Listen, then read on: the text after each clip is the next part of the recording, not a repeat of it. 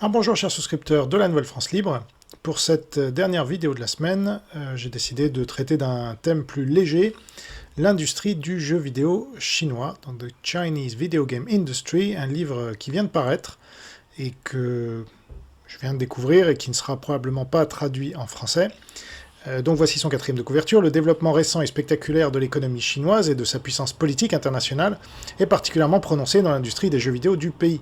Devenue la plus importante au monde en termes de recettes brutes, l'industrie chinoise des jeux vidéo a un impact sur tous les acteurs du marché mondial des jeux et a commencé à influencer directement la nature du jeu vidéo lui-même.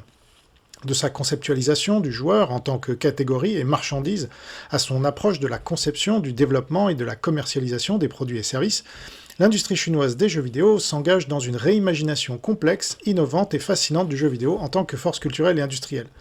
Donc c'est un livre qui n'est pas spécialement critique sur le Parti communiste chinois et cette industrie du jeu vidéo, mais évidemment c'est des informations très intéressantes à connaître, qui sont rarement diffusées en fait dans les médias français, qui s'intéresse peu, je trouve, à cet aspect de la Chine, alors que un monstre comme Tencent ou NetEase, qui sont les leaders chinois et parfois mondiaux du jeu vidéo, ne cessent de s'étendre, de tisser leur toile et même de racheter des entreprises françaises, pour certainement les vider de leur substance, comme d'habitude avec la Chine communiste, comme ils l'ont fait avec d'autres entreprises françaises.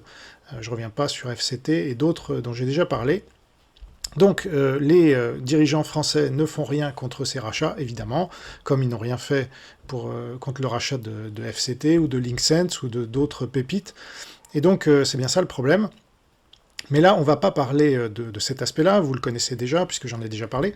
On va parler plutôt de cette industrie en Chine et comment ça influe, comme l'a très bien expliqué la quatrième de couverture, comment ça influe sur la Chine, sur le reste du monde, sur l'industrie du jeu vidéo, et ce que ça signifie pour nous.